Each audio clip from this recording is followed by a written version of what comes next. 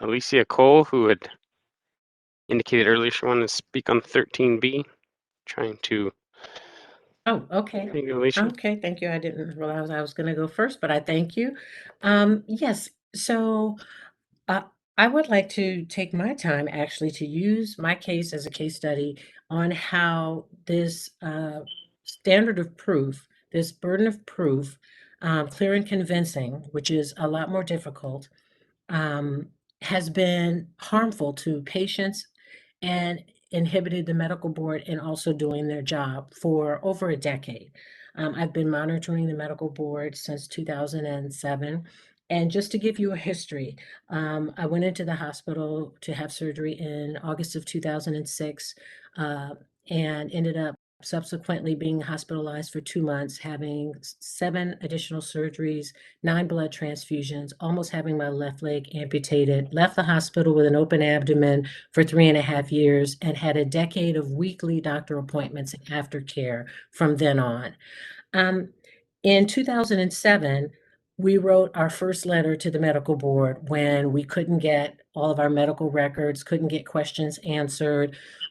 Subsequently, the CMS investigators cited my hospital for being in violation of 15 federal and state laws. And there were questions about some of the doctors' behaviors as well. In September of 2007, wrote a letter to Barbara Johnston, then executive director of the medical board, never heard anything back.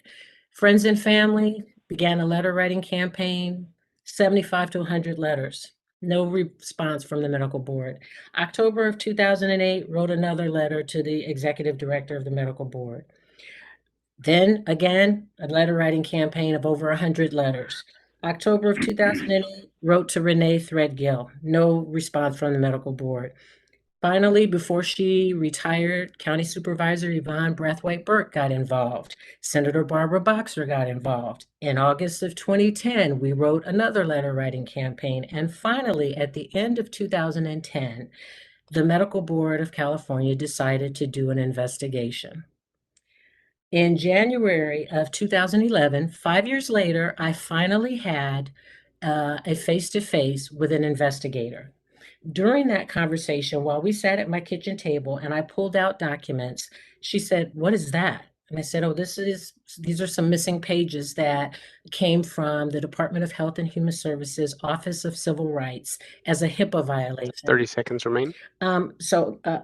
What I want to say is my investigation was put into what I was told is a frozen state because despite all the documentation that was provided by federal investigation, what we had did not meet the standard of proof of clear and convincing, even though federal investigators had provided a lot of the documentation after all that time.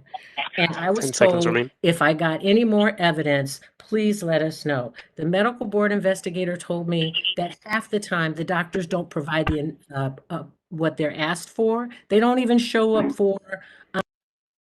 Thank you for your public comment. Up next, we have Kathleen Nichols. Kathleen, let me send you the request.